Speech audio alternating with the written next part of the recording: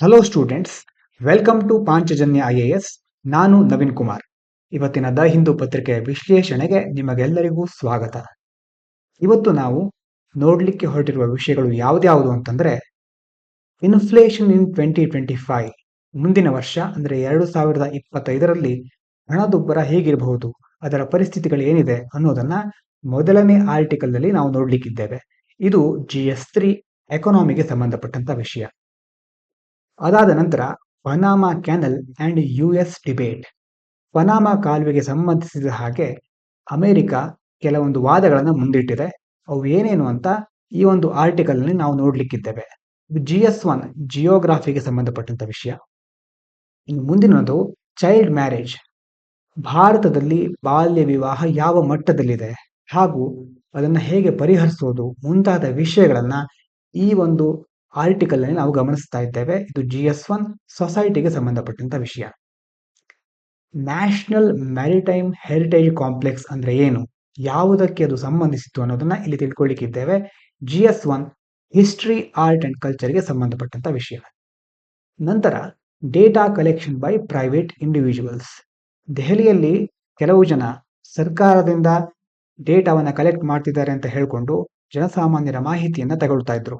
ಇದರ ಕುರಿತಾಗಿ ಕೆಲವೊಂದು ಅಂಶಗಳನ್ನ ನೋಡ್ಲಿಕ್ಕಿದ್ದೇವೆ. ಇದು GS2 GS3 ಪಾಲಿಟಿ ಎಕಾನಮಿಗೆ ಸಂಬಂಧಪಟ್ಟಂತ ವಿಷಯ. ಮುಖ್ಯವಾಗಿ issues related to policy making.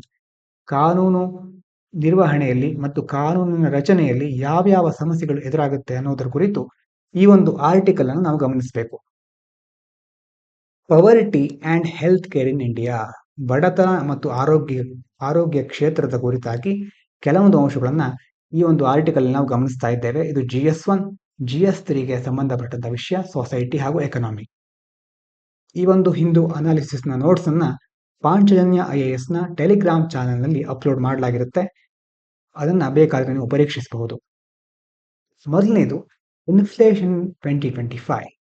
Y inflation will matter more in 2025 ಅನ್ನುವಂತಹ ಒಂದು ಆರ್ಟಿಕಲ್ ಇವತ್ತಿನ ದ ಹಿಂದೂ ಪತ್ರಿಕೆಯಲ್ಲಿ ಪ್ರಕಟವಾಗಿದೆ. 2025ರಲ್ಲಿ ಇನ್ಫ್ಲೇಷನ್ ಎಷ್ಟು ಮುಖ್ಯ, ಯಾಕೆ ಆ ಒಂದು ಅಂಶವನ್ನು ಪರಿಗಣಿಸಬೇಕು ಅನ್ನೋದನ್ನ ಈ ಆರ್ಟಿಕಲ್ ಹೇಳುತ್ತೆ. ಮೊದಲನೇದಾಗಿ ಇಂಡಿಯಾಸ್ GDP ಗ್ರೋತ್. ಭಾರತದ GDP ಗ್ರೋತ್, GDP ಬೆಳವಣಿಗೆ ದರ ಯಾವ ರೀತಿ ಇದೆ ಅಂತ ಇದು ಹೇಳುತ್ತೆ. ಫೈನಾನ್ಷಿಯಲ್ ಇಯರ್ 2023-24, ಕಳೆದ 2023-24ರ ಒಂದು ಅವಧಿಯಲ್ಲಿ, ಆರ್ಥಿಕ ವರ್ಷದಲ್ಲಿ GDP ಗ್ರೋತಿನ ದರ ಎಷ್ಟಿತ್ತು? 8.2%, ಸುಮಾರು 8.2% GDP ಗ್ರೋತ್ ಆಗಿತ್ತು. ನಂತರ financial year 2024-25, growth slowed to 6.7% in Q1 and 5.4% in Q2. ಮೊದಲ ಕ್ವಾರ್ಟರ್ನಲ್ಲಿ ಈ ಒಂದು GDP ಬೆಳವಣಿಗೆ ದರ 6.7ಗೆ ಇಳಿದಿದೆ. ನಂತರ ಇನ್ನಷ್ಟು 5.4ಗೆ ಇಳಿದಿದೆ. ಮುಖ್ಯವಾಗಿ ಕಾರಣ ಏನು? Elections disrupted investment. ಹಲವಾರು ಎಲೆಕ್ಷನ್ಗಳು ನಡೆದಿದ್ರಿಂದ ಇನ್ವೆಸ್ಟ್ಮೆಂಟ್ ಸರಿಯಾದ ರೀತಿಯಲ್ಲಿ ಆಗಲಿಲ್ಲ. ಈ ಒಂದು GDP ದರ ಇದೆಯಲ್ಲ, this is lowest in 2 years. ಕಳೆದ 2 ವರ್ಷಗಳಲ್ಲಿ ಅತ್ಯಂತ ಕಡಿಮೆ GDP ದರ ಅಂತ ಇವುದನ್ನ ಈ ಒಂದು GDP ದರವನ್ನು ನಾವು ಕರೆಯಬಹುದು. ನಂತರ monetary policy. RBI maintain high interest rates to control inflation. ಮುಖ್ಯವಾಗಿ ಇನ್ಫ್ಲೇಷನ್ ಅಂತಂದ್ರೆ ಹಣದುಬ್ಬರವನ್ನ ಕಂಟ್ರೋಲ್ ಮಾಡಲಿಕ್ಕೆ ರಿಸರ್ವ್ ಬ್ಯಾಂಕ್ ಏನ್ ಮಾಡುತ್ತೆ? ಇಂಟ್ರೆಸ್ಟ್ ರೇಟ್ಗಳನ್ನ ಹೆಚ್ಚು ಮಾಡುತ್ತೆ. ರೀಸೆಂಟ್ಲಿ ರೆಡ್ಯೂಸ್ಡ್ CRR ಅಂದ್ರೆ ಏನು ಅನ್ನೋದನ್ನ ಕಮೆಂಟ್ ಮೂಲಕ ತಿಳಿಸಿ. CRR ಅನ್ನ ಕಡಿಮೆ ಮಾಡಿದ್ದಾರೆ, from 4.5% to 4%. Ensure bank liquidity.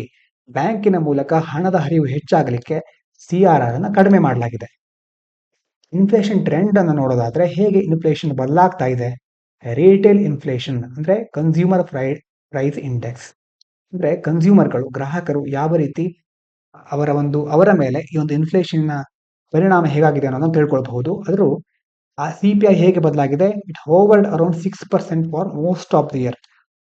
ವರ್ಷದ ಬಹುತೇಕ ಭಾಗ ಈ CPI 6% ಅಷ್ಟಿದ್ದು, ಈಸಿಂಗ್ ಟು 5.4% ಇನ್ ನವೆಂಬರ್ ಬರುವಷ್ಟು ಹೊತ್ತಿಗೆ ಸುಮಾರು ಇದು 5.4% ಆಗಿದೆ. ದ ಇನ್ಫ್ಲೇಷನ್ ಪ್ಯಾರಾಡಾಕ್ಸ್ ಏನು ಹೀಗಂದ್ರೆ, India produces record amounts of rice and wheat but faces high food inflation due to. ಅಂತಂದ್ರೆ ಭಾರತ ದೊಡ್ಡ ಮಟ್ಟದಲ್ಲಿ ಅಕ್ಕಿ ಮತ್ತು ಗೋಧಿಯನ್ನ ಉತ್ಪಾದನೆ ಮಾಡುತ್ತೆ, ಆದ್ರೂ ಸಹ ಆ ಒಂದು 2 ಬೆಳೆಗಳ ಬೆಲೆ ಏನಿರುತ್ತೆ ಅದು ಬಹಳ ಹೆಚ್ಚಾಗಿರುತ್ತೆ, ಇನ್ಫ್ಲೇಷನ್ ಆಗಿರುತ್ತೆ. ಯಾಕೆ ಅಂತಂದ್ರೆ more government procurement for welfare programmes. ಕಲ್ಯಾಣ ಕಾರ್ಯಕ್ರಮಗಳಿಗಾಗಿ ಬಡವರಿಗಾಗಿ ಸರ್ಕಾರ ಈ ಒಂದು ರೈಸ್ ಮತ್ತು ವೀಟ್ ಅನ್ನ ಖರೀದಿ ಮಾಡುತ್ತೆ. ಹಾಗಾಗಿ ಮಾರುಕಟ್ಟೆಯಲ್ಲಿ ಅದರ ಪ್ರಮಾಣ ಕಡಿಮೆ ಆಗುತ್ತೆ. Rising exports outpacing production. ಬೇರೆ ದೇಶಗಳಿಗೆ ನಾವು ಎಕ್ಸ್ಪೋರ್ಟ್ ಮಾಡ್ತಾ ಇರೋದು ಹೆಚ್ಚುತ್ತಿರೋದ್ರಿಂದ ಪ್ರೊಡಕ್ಷನ್ ಸಹ ಕಡಿಮೆ ಆಗ್ತಾ ಇದೆ. ನಮಗೆ ಬೇಕಾದಷ್ಟು ಪ್ರೊಡಕ್ಟ್ ಮಾಡಲಿಕ್ಕೆ ಸಾಧ್ಯ ಆಗ್ತಾ ಇಲ್ಲ. ಇದನ್ನ ಇನ್ಫ್ಲೇಷನ್ ಪ್ಯಾರಾಡಾಕ್ಸ್ ಅಂತ ಹೇಳ್ತಾರೆ. Government policies. Export restrictions are not viable due to international commitments. ಅಂದ್ರೆ ಕೆಲವೊಂದು ಎಕ್ಸ್ಪೋರ್ಟ್ ರಿಸ್ಟ್ರಿಕ್ಷನ್ಗಳಿದ್ರೂ ಸಹ ಇಂಟರ್ನ್ಯಾಷನಲ್ ಕಮಿಟ್ಮೆಂಟ್ ಅಂದ್ರೆ ಬೇರೆ ದೇಶಗಳಿಗೆ ಭಾರತ ಕೆಲವೊಂದು ಒಪ್ಪಂದ ಮಾಡ್ಕೊಂಡಿರುತ್ತೆ, ಭಾರತ ಬೇರೆ ದೇಶಗಳ ಜೊತೆ. ಹೀಗಾಗಿ ಎಕ್ಸ್ಪೋರ್ಟ್ಗಳ ಮೇಲೆ ಬಹಳ ದೊಡ್ಡ ಮಟ್ಟದ ರೆಸ್ಟ್ರಿಕ್ಷನ್ಗಳನ್ನ ಹಾಕ್ಲಿಕ್ಕೆ ಸಾಧ್ಯ ಆಗೋದಿಲ್ಲ. And the goal of boosting agricultural exports to $50 billion. ಭಾರತಕ್ಕೆ ಒಂದು ಗುರಿ ಇದೆ, ಏನು? ಅಗ್ರಿಕಲ್ಚರಲ್ ಎಕ್ಸ್ಪೋರ್ಟ್, ಕೃಷಿಯಿಂದ ಬರುವ ಉತ್ಪನ್ನಗಳನ್ನ ಸುಮಾರು $50 ಬಿಲಿಯನ್ ಮೌಲ್ಯದಷ್ಟು ಬೇರೆ ದೇಶಗಳಿಗೆ ನಾವು ಎಕ್ಸ್ಪೋರ್ಟ್ ಮಾಡಬೇಕು. ಈ ಒಂದು ಉದ್ದೇಶ ಹಾಗೂ ಎಕ್ಸ್ಪೋರ್ಟ್ ಮೇಲೆ ಅಷ್ಟೇನು ರಿಸ್ಟ್ರಿಕ್ಷನ್ ಹಾಕದೇ ಇರೋ ಕಾರಣದಿಂದ ಏನಾಗ್ತಾ ಇದೆ, ಭಾರತದ ದೇಶದ ಒಳಗಡೆ ಸ್ಥಳೀಯ ಕ್ಷೇತ್ರದಲ್ಲಿ ಈ ಬೆಲೆಗಳು ಹೆಚ್ಚಾಗ್ತಾ ಇವೆ. ಇನ್ನು ಕೆಲವೊಂದು ಪ್ಲಾನ್ಡ್ ಅಪ್ಡೇಟ್ ಇದೆ, ಏನಂತಂದ್ರೆ CPI base year to change from 2012 to 2024 for better accuracy. ಈಗ CPI ಬೇಸ್ ಇಯರ್ ಅನ್ನ 2012ರಿಂದ 2024ಕ್ಕೆ ಬದಲಾಯಿಸಬೇಕು ಅನ್ನುವಂತಹ ಒಂದು ಯೋಜನೆ ಇದೆ. ಇವಿಷ್ಟು ಮೊದಲನೇ ಆರ್ಟಿಕಲ್ನ ಸಾರಾಂಶ. ಮುಂದಿನ ಆರ್ಟಿಕಲ್ ನೋಡೋದಾದ್ರೆ Panama canal and US debate. Panama canal ಎಲ್ಲಿ ಬರುತ್ತೆ ಅನ್ನೋದು ಬಹಳ ಮುಖ್ಯವಾದ ವಿಷಯ. ಇದನ್ನ ಜಿಯೋಗ್ರಫಿಗೆ ಸಂಬಂಧಿಸಿದ ಹಾಗೆ ಪ್ರಿಲಿಮ್ಸ್ ಅಲ್ಲಿ ಕೇಳಬಹುದು. It connects the Atlantic and Pacific oceans, reducing shipping time and cost for global trade. Atlantic and Pacific ocean ನೋಡಿ, ಇದು ನಾರ್ತ್ ಅಮೆರಿಕಾ, ಇಲ್ಲಿ ಕಾಣಿಸ್ತಾ ಇರೋದು ನಾರ್ತ್ ಅಮೆರಿಕಾ, ಕೆಳಗಡೆ ಸೌತ್ ಅಮೆರಿಕಾ ಇದೆ. ಅಟ್ಲಾಂಟಿಕ್ ಓಷನ್ ಇಲ್ಲಿರೋದು Pacific ocean. Panama canal, Panama ಕಾಲುವೆ ಯಾವುದನ್ನ ಕನೆಕ್ಟ್ ಮಾಡುತ್ತೆ ಅಂತಂದ್ರೆ ಅಟ್ಲಾಂಟಿಕ್ ಮೇಲ್ಗಡೆ, ಕೆಳಗಡೆ ಪೆಸಿಫಿಕ್ ಓಷನ್, ಇವೆರಡನ್ನ ಕನೆಕ್ಟ್ ಮಾಡೋದು ಈ ಪನಾಮಾ ಕಾಲುವೆ. ಇದರಿಂದಾಗಿ ಗ್ಲೋಬಲ್ ಟ್ರೇಡ್, ಬಹಳ ಮುಖ್ಯವಾಗಿ ವಾಣಿಜ್ಯದ ಉದ್ದೇಶಗಳಿಗೆ ಇದು ದೊಡ್ಡ ಮಟ್ಟದಲ್ಲಿ ಹೆಲ್ಪ್ ಆಗುತ್ತೆ. ಹಿಸ್ಟ್ರಿ ನೋಡೋದಾದ್ರೆ ಬಿಲ್ಟ್ ಬೈ ದ US. ಈ ಪನಾಮಾ ಕಾಲುವೆಯನ್ನ ಮೊದಲು ನಿರ್ಮಾಣ ಮಾಡಿದ್ಯಾರು? US, America. ಕಂಪ್ಲೀಟೆಡ್ ಇನ್ 1914 ಇದರ ನಿರ್ಮಾಣ ಕಾರ್ಯವನ್ನು ಪೂರ್ಣಗೊಳಿಸಿದರು. Transfer to Panama on December 31, 1999 and 1977 treaties managed by Panama canal authority. US ನಿರ್ಮಾಣ ಮಾಡಿದ ನಂತರ ಅದನ್ನ ಪನಾಮಾ ಕ್ಯಾನಲ್ ಅಥಾರಿಟಿಗೆ ಟ್ರಾನ್ಸ್ಫರ್ ಮಾಡಿತು. ಯಾವ ಒಂದು ಟ್ರೀಟಿಯ ಆಧಾರದ ಮೇಲೆ? 1977ರ ಟ್ರೀಟಿ ಆಧಾರದ ಮೇಲೆ. ಯಾವಾಗ? ಡಿಸೆಂಬರ್ 31, 1999ರಂದು ಈ ಒಂದು ಪನಾಮಾ ಕ್ಯಾನಲ್ ಅಥಾರಿಟಿಗೆ ಈ ಎಲ್ಲ ಪನಾಮಾ ಕ್ಯಾನಲ್ಗೆ ಸಂಬಂಧಿಸಿದ ಎಲ್ಲ ನಿರ್ವಹಣೆಗಳನ್ನ ಇದಕ್ಕೆ ಟ್ರಾನ್ಸ್ಫರ್ ಮಾಡಲಾಯಿತು. ಈಗ ಕರೆಂಟ್ ಕಾಂಟ್ರವರ್ಸಿ, ಈಗ ಎದುರಾಗಿರುವ ವಿವಾದ ಏನು ಅಂತಂದ್ರೆ, Donald Trump suggest the US should regain control. ಮೊದಲು ನಿರ್ಮಾಣ ಮಾಡಿದ್ದು US, ನಂತರ ಅದನ್ನ ಪನಾಮಾ ಕ್ಯಾನಲ್ ಅಥಾರಿಟಿಗೆ ಹಸ್ತಾಂತರಿಸಿದರು. ಈಗ ಮತ್ತೆ ವಾಪಸ್ ಅಮೆರಿಕಾವೇ ಅದನ್ನ ಹ್ಯಾಂಡಲ್ ಮಾಡಬೇಕು, ಅದರ ಕಂಟ್ರೋಲ್ ಅಮೆರಿಕಾದ ಕೈಲಿ ಇರಬೇಕು ಅನ್ನೋದು ಡೊನಾಲ್ಡ್ ಟ್ರಂಪ್ ಅವರ ವಾದ. ಯಾಕಂತಂದ್ರೆ Chinese presence, Chinese companies operate nearby ports. ಮುಖ್ಯವಾಗಿ ಅಮೆರಿಕಕ್ಕೆ ಎದುರಾದ ಒಂದು ದೊಡ್ಡ ತಲೆಬಿಸಿ ಏನಂತಂದ್ರೆ ಚೈನೀಸ್ಗಳು ಅಲ್ಲಿನ ಒಂದು ಬಂದರುಗಳ ಹತ್ರ ಕಾರ್ಯನಿರ್ವಹಿಸಲಿಕ್ಕೆ ಪ್ರಾರಂಭ ಮಾಡಿದೆ. ಇದು ಅಮೆರಿಕಕ್ಕೆ ತಲೆನೋವಾಗಿದೆ. ಇನ್ನೊಂದೇನಂತಂದ್ರೆ ಟ್ಯಾರಿಫ್ ಹೈಕ್. ACP ಅಂದ್ರೆ Panama canal authority plans to increase tolls in 2025 to fund water projects. ಈಗ ಅಮೆರಿಕಾದಿಂದ ನಾರ್ತ್ ಅಮೆರಿಕದಿಂದ ಸೌತ್ ಅಮೆರಿಕಕ್ಕೆ ವಾಣಿಜ್ಯದ ಕೆಲವೊಂದು ಉತ್ಪನ್ನಗಳು ಸಾಗಬೇಕಾಗಿರುತ್ತೆ. ಆಗ ಈ ಪನಾಮಾ ಕ್ಯಾನಲ್ ಅಥಾರಿಟಿ ಟೋಲ್ ಅನ್ನ ಆ ಒಂದು ಉತ್ಪನ್ನಗಳ ಮೇಲೆ ಹಾಕುತ್ತೆ. ಈಗ ಆ ಟೋಲ್ ಹೆಚ್ಚು ಮಾಡಲಿಕ್ಕೆ ಒಂದು ಉದ್ದೇಶ ಇಟ್ಕೊಂಡಿದ್ದಾರೆ. ಅವರಿಗೆ ಕೆಲವೊಂದು ವಾಟರ್ ಪ್ರಾಜೆಕ್ಟ್ಗೋಸ್ಕರ ಅಲ್ಲಿ ವಿಧಿಸಲಾಗುವ ಟೋಲ್ಗಳನ್ನ, ಶುಲ್ಕವನ್ನು ಅವರು ಹೆಚ್ಚು ಮಾಡ್ತಾ ಇದ್ದಾರೆ. ಹೀಗಾಗಿ ಅಮೆರಿಕ ಮತ್ತೆ ಅದನ್ನ ತನ್ನ ಕಂಟ್ರೋಲ್ಗೆ ತೆಗೆದುಕೊಳ್ಬೇಕು ಅನ್ನುವಂಥ ಒಂದು ವಾದವನ್ನ ಮುಂದಿಟ್ಟಿದೆ. ಚಾಲೆಂಜಸ್ ಏನು? ವಾಟರ್ ಶೋರ್ಟೇಜ್, ಅಂದ್ರೆ droughts reduce the canal capacity. ಈಗ ಸದ್ಯದ ಪರಿಸ್ಥಿತಿಯಲ್ಲಿ ಬರಗಾಲದಿಂದಾಗಿ ಈ ಒಂದು ಪನಾಮಾ ಕ್ಯಾನಲ್ನ ಕೆಪಾಸಿಟಿ ಕಡಿಮೆ ಆಗ್ತಾ ಬಂದಿದೆ. ಪ್ರಪೋಸ್ ಸೊಲ್ಯೂಷನ್ ಏನು ಇದಕ್ಕೆ? Build Rio Indio basin to ensure water supply requiring higher tariffs.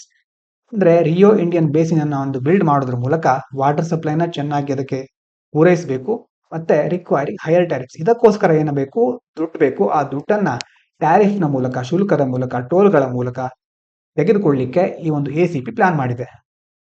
ಹಾಗಾಗಿ US ಅದನ್ನ ವಿರೋಧಿಸ್ತಾ ಇದೆ. ಆದರೆ ಪನಾಮಾ ಸ್ಟ್ಯಾನ್ಸ್ ಏನು, it opposes US interference emphasising its sovereignty. ಈ ಒಂದು ACP ಏನು ಹೇಳ್ತಾ ಇದೆ ಅಂತಂದ್ರೆ, ನಮಗೆ ನಮ್ಮ ಸಾರ್ವಭೌಮತೆ ಮುಖ್ಯ, ನಾವು ನಮ್ಮ ಕಂಟ್ರೋಲ್ನ ಯಾರಿಗೂ ಬಿಟ್ಕೊಡೋದಿಲ್ಲ, ಹಾಗಾಗಿ US ಇದರಲ್ಲಿ ಇಂಟರ್ಫಿಯರ್ ಆಗೋ ಯಾವುದೇ ಅವಶ್ಯಕತೆ ಇಲ್ಲ ಅಂತ ಅದು ಹೇಳ್ತಾ ಇದೆ. ಮುಂದಿನ ಆರ್ಟಿಕಲ್ ನೋಡೋದಾದ್ರೆ, teenage girls fight against child marriage. Child marriage ಅಂತಂದ್ರೆ ಬಾಲ್ಯ ವಿವಾಹ. ನಿಮಗೆ ಗೊತ್ತು, ನಮ್ಮ ದೇಶದಲ್ಲಿ ಬಾಲ್ಯ ವಿವಾಹ ಈ 21ನೇ ಶತಮಾನದ 2024ರಲ್ಲೂ ಯಾವ ಮಟ್ಟದಲ್ಲಿದೆ ಅಂತ ಈ ಒಂದು ಆರ್ಟಿಕಲ್ ನೀವು ಗಮನಿಸಬಹುದು. Child marriage remains a significant social problem in India despite legal bans and government intervention. ಎಷ್ಟೋ ದೊಡ್ಡ ಮಟ್ಟದಲ್ಲಿ ಲೀಗಲ್ ಬ್ಯಾನ್ಗಳನ್ನು ಮಾಡಲಾಗಿದೆ. ಕಾನೂನಿನ ಪ್ರಕಾರ ಬಾಲ್ಯ ವಿವಾಹ ಅಪರಾಧ. ಮತ್ತೆ ಗವರ್ಮೆಂಟ್ ಹಲವಾರು ಇಂಟರ್ವೆನ್ಷನ್ಗಳನ್ನ, ಹಲವಾರು ನಿಯಮಗಳನ್ನ, ಹೊಸ ಹೊಸ ಕಾರ್ಯಕ್ರಮಗಳನ್ನ ಕೈಗೊಂಡಿದ್ರು ಸಹ ಬಾಲ್ಯ ವಿವಾಹ ಇನ್ನೂ ಸಹ ದೊಡ್ಡ ಸಮಸ್ಯೆಯಾಗಿ ಭಾರತದಲ್ಲಿ ಮುಂದುವರಿತಾ ಇದೆ. ಏನು ಹಾಗಾದ್ರೆ key issues with child marriage? Child ಮ್ಯಾರೇಜ್ಗೆ ಸಂಬಂಧಿಸಿದ ಹಾಗೆ ಕೆಲವೊಂದು ಸಮಸ್ಯೆಗಳು ಏನಂತಂದ್ರೆ, human rights violation. It undermines the rights and well being of children. ಮಕ್ಕಳಿಗೆ ಅವರದ್ದೇ ಆದ ಒಂದು ಹಕ್ಕಿದೆ, ಪ್ರತಿ ಮನುಷ್ಯರಿಗೂ ಅವರದ್ದೇ ಆದ ಹಕ್ಕಿದೆ. ಆದ್ರೆ ಈ ಒಂದು ಚೈಲ್ಡ್ ಮ್ಯಾರೇಜ್, ಬಾಲ್ಯ ವಿವಾಹ ಏನ್ ಮಾಡ್ತಾ ಇದೆ, ಹಕ್ಕುಗಳನ್ನ, ಅವರ ಸಮತೋಲಿತ ಆರೋಗ್ಯವನ್ನ ಸರಿಯಾಗಿ ನೋಡ್ಕೊಳ್ಳಿಕ್ಕೆ ಸಾಧ್ಯ ಆಗ್ತಾ ಇಲ್ಲ. ಈ ಒಂದು ಚೈಲ್ಡ್ ಮ್ಯಾರೇಜ್ ಅವರ ಹಕ್ಕುಗಳಿಗೆ ಒಂದು ಹೊಸದಾದ ಒಂದು ಬದ್ಧತೆಯನ್ನು ನೀಡಲಿಕ್ಕೆ ಸಾಧ್ಯ ಆಗ್ತಾ ಇಲ್ಲ. ಚೈಲ್ಡ್ ಮ್ಯಾರೇಜ್ನ ಮೂಲಕ ಇವರ ಈ ಒಂದು ಸಮಸ್ಯೆಗಳು, ಹ್ಯೂಮನ್ ರೈಟ್ಸ್ ವೈಲೇಷನ್ ಆಗ್ತಾ ಇದೆ. ಇದೊಂದು ಮೊದಲನೇ ಅಂಶ ಹೇಳುತ್ತೆ. ಎರಡನೇದು, health risk leads to teenage pregnancies and associated complications. ಚಿಕ್ಕ ವಯಸ್ಸಿನಲ್ಲಿ ಮಕ್ಕಳನ್ನ ಹೆರೋದ್ರಿಂದ, ಅವರು ಪ್ರೆಗ್ನೆಂಟ್ ಆಗೋದ್ರಿಂದ ದೊಡ್ಡ ಮಟ್ಟದಲ್ಲಿ ಮುಂದೆ ಹೆಲ್ತ್ ರಿಸ್ಕ್, ಅವರ ಆರೋಗ್ಯದ ಮೇಲೆ ತುಂಬಾ ಹಾನಿಕಾರಕ ಪರಿಣಾಮಗಳು ಉಂಟಾಗಬಹುದು. ಮುಂದಿನ ಅಂಶ, social impact often results in incompatible marriages and limits opportunities for girls. ಚಿಕ್ಕ ವಯಸ್ಸಿನಲ್ಲೇ ಮದುವೆ ಮಾಡೋದ್ರಿಂದ ಭವಿಷ್ಯದ ಎಷ್ಟೋ ಅವಕಾಶಗಳು ಆ ಮಗುವಿಗೆ ತಪ್ಪು ಹೋಗುತ್ತೆ. ಸ್ಟ್ಯಾಟಿಸ್ಟಿಕ್ಸ್ ಏನ್ ಹೇಳುತ್ತೆ, ನ್ಯಾಷನಲ್ ಫ್ಯಾಮಿಲಿ ಹೆಲ್ತ್ ಸರ್ವೆ, ಇದು 5ನೇ ಫ್ಯಾಮಿಲಿ ಹೆಲ್ತ್ ಸರ್ವೆ ಏನ್ ಹೇಳುತ್ತೆ, 23.3% ಅಂದ್ರೆ 100ರಲ್ಲಿ ಸುಮಾರು 23ರಷ್ಟು women surveyed were married before age 18. ಇದು ಸುಮಾರು 100 ಮಹಿಳೆಯರನ್ನ ಸರ್ವೆ ಮಾಡಿದಾಗ ಸುಮಾರು 23ರಷ್ಟು ಮಹಿಳೆಯರು ಬಾಲ್ಯ ವಿವಾಹಕ್ಕೆ ಒಳಗಾಗಿದ್ರು ಅನ್ನೋದನ್ನ ನಮ್ಮ ಮುಂದೆ ತೋರಿಸುತ್ತೆ. ಗವರ್ಮೆಂಟ್ ಮೆಷರ್ಸ್, ಗವರ್ಮೆಂಟ್ ಕೆಲವೊಂದು ಇನಿಷಿಯೇಟಿವ್ಗಳನ್ನ ತೆಗೆದುಕೊಂಡಿದೆ. ಏನು, prohibition of child marriage act 2006, 2006ರಲ್ಲಿ ಬಾಲ್ಯ ವಿವಾಹ ನಿಷೇಧ ಕಾಯ್ದೆಯನ್ನು ಜಾರಿಗೆ ತಂದಿದೆ. It sets the legal marriage age at 18 for women and 21 for men. ನಿಮ್ಗೆಲ್ರಿಗೂ ತಿಳಿದಿರುವ ಹಾಗೆ ಈ ಕಾಯ್ದೆ ಏನ್ ಹೇಳುತ್ತೆ, ಮಹಿಳೆಯರಿಗೆ 18 ವರ್ಷ ಆಗಿರಬೇಕು, ಮತ್ತೆ ಪುರುಷರಿಗೆ 21 ವರ್ಷ ಆಗಿರಬೇಕು ಮದುವೆ ಆಗಬೇಕಿದ್ರೆ ಅಂತ ಈ ಒಂದು ಕಾಯ್ದೆ ಹೇಳುತ್ತೆ. ರೀಸೆಂಟ್ ಆಗಿ ಇನ್ನೊಂದು ಇನಿಷಿಯೇಟಿವ್ ಅನ್ನ ಕೈಗೊಳ್ಳಲಾಗಿದೆ, Bal Vivah Mukt Bharat portal launch to discourage child marriages. ಯಾವ ಮಿನಿಸ್ಟ್ರಿ ಅನ್ನೋದನ್ನ ಕಮೆಂಟ್ ಮೂಲಕ ತಿಳಿಸಿ. ಯಾವ ಪೋರ್ಟಲ್ ಇದು? ಬಾಲ ವಿವಾಹ ಮುಕ್ತ ಭಾರತ ಪೋರ್ಟಲ್. ಈ ಒಂದು ಪೋರ್ಟಲ್ನ ಮೂಲಕವೂ ಸಹ ಚೈಲ್ಡ್ ಮ್ಯಾರೇಜ್ ಅನ್ನ ತಪ್ಪಿಸಲಿಕ್ಕೆ ಸರ್ಕಾರ ಪ್ರಯತ್ನಿಸ್ತಾ ಇದೆ. ಈ ಒಂದು ಆರ್ಟಿಕಲ್ ನಲ್ಲಿ ಒಂದು ಕೇಸ್ ಸ್ಟಡಿ ಕೊಟ್ಟಿದ್ದಾರೆ. ಕೇಸ್ ಸ್ಟಡಿ ಅಂತಂದ್ರೆ ಒಂದು ಮಾದರಿ ಉದಾಹರಣೆ ತರ ನೀವು ಇದನ್ನ ಕೆಲವೊಂದು ಎಕ್ಸಾಂಪಲ್ ಆಗಿ ಎಥಿಕ್ಸ್ ಅಥವಾ ಬೇರೆ ಎಸ್ಸೆಗಳಲ್ಲಿ ಬಳಸ್ಕೊಳ್ಬಹುದು. ಏನಾಗಿದೆ, 4 under age girls were to be married due to their family financial stress and ಡೆಪ್ಟ್. ಒಂದು ಕುಟುಂಬ ಇದೆ, ಕುಟುಂಬಕ್ಕೆ ಬಹಳ ದೊಡ್ಡ ಮಟ್ಟದ ಸಾಲ ಇದೆ, ಆ ಕುಟುಂಬ ಬಡತನದಲ್ಲಿದೆ. ಆದ್ರೆ ಆ ಕುಟುಂಬದಲ್ಲಿನ 4 ಮಕ್ಕಳನ್ನ, 4 ಬಡ ಹೆಣ್ಮಕ್ಕಳನ್ನ ಏನ್ ಮಾಡಿದ್ದಾರೆ, ಆ ಕುಟುಂಬದವರು ಬೇಗ ಮದುವೆ ಮಾಡಿಕೊಡ್ಬೇಕು ಅಂತ ನಿರ್ಧಾರ ಮಾಡಿದ್ದಾರೆ. ಒನ್ ಗರ್ಲ್ ಅಪ್ರೋಚ್ಡ್ ಅನ್ NGO. ಆ 4 ಹುಡುಗಿಯರಲ್ಲಿ ಒಬ್ಳು ಏನ್ ಮಾಡ್ತಾಳೆ, ಒಂದು NGOನ ಸಂಪರ್ಕ ಮಾಡ್ತಾಳೆ, which intervened educated family and prevented the marriage. ಆಗ NGO ಬಂದು ಈ ಬಾಲ್ಯ ವಿವಾಹನ ತಪ್ಪಿಸುತ್ತೆ. ಆ ಒಂದು ಕುಟುಂಬಕ್ಕೆ ಸರಿಯಾದ ರೀತಿಯಲ್ಲಿ ಶಿಕ್ಷಣ ಕೊಡುತ್ತೆ, ಏನೇನು ಸಮಸ್ಯೆಗಳು ಎದುರಾಗುತ್ತೆ ಮುಂದೆ ಬಾಲ್ಯ ವಿವಾಹದಿಂದ ಅಂತ ಅವರಿಗೆ ತಿಳಿ ಹೇಳುತ್ತೆ. NGO provided job opportunities to the father. ಅಷ್ಟೇ ಅಲ್ಲ, ಅದು ಆ ಕುಟುಂಬದ ಫಾದರ್, ಆ ಕುಟುಂಬದ ಮುಖ್ಯಸ್ಥನಾದ ತಂದೆಗೆ ಜಾಬ್ ಆಪರ್ಚುನಿಟಿಯನ್ನು ನೀಡುತ್ತೆ, ಉದ್ಯೋಗವನ್ನು ದೊರಕಿಸಿಕೊಡ್ಲಿಕ್ಕೆ ಸಹಾಯ ಮಾಡುತ್ತೆ. Addressing the root cause of financial burden. ಮುಖ್ಯವಾಗಿ ಎದುರಾಗಿದ್ದು ಆರ್ಥಿಕ ಸಮಸ್ಯೆ, ಅದನ್ನು ನಿವಾರಿಸಲಿಕ್ಕೆ NGO ಅಲ್ಲಿ ಹೆಲ್ಪ್ ಮಾಡಿದೆ. ಇದು ಒಂದು case study.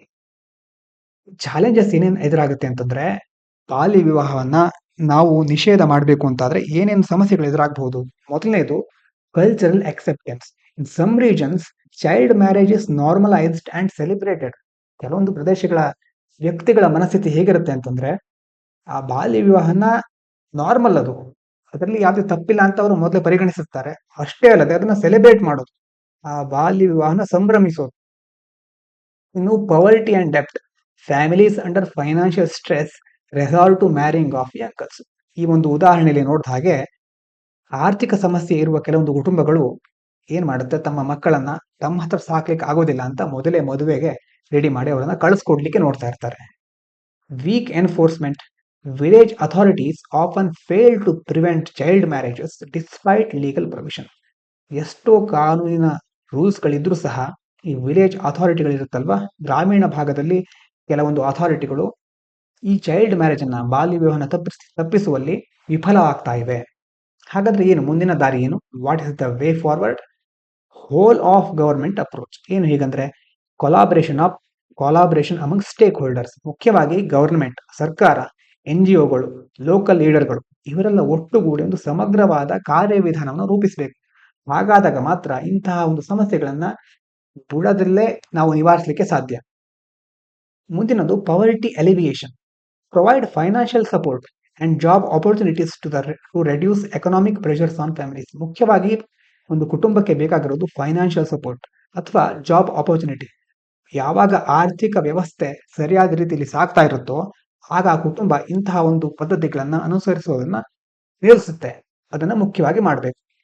Awareness campaigns, educate communities about the harms of child marriages and importance of education for girls. ಒಬ್ಬ ಹುಡುಗಿಗೆ, ಒಬ್ಬ ಸ್ತ್ರೀಗೆ ಶಿಕ್ಷಣ ಎಷ್ಟು ಮುಖ್ಯ ಅನ್ನೋದನ್ನ ಒತ್ತಿ ಹೇಳಬೇಕು. ಅದರ ಜೊತೆ ಈ ಒಂದು ಚೈಲ್ಡ್ ಮ್ಯಾರೇಜ್ ಇಂದ, ಬಾಲ್ಯ ವಿವಾಹದಿಂದ ಏನೆಲ್ಲ ಸಮಸ್ಯೆಗಳ ಮುಂದೆ ಎದುರಾಗಬಹುದು ಅನ್ನುವ ಅರಿವನ್ನ ಮುಖ್ಯವಾಗಿ ಕುಟುಂಬಗಳಿಗೆ ನೀಡಬೇಕು. ಹಾಗಾದ್ರೆ ಕನ್ಕ್ಲೂಷನ್ ಏನು? Combined effort addressing financial, cultural and educational factors can help eradicate child marriage.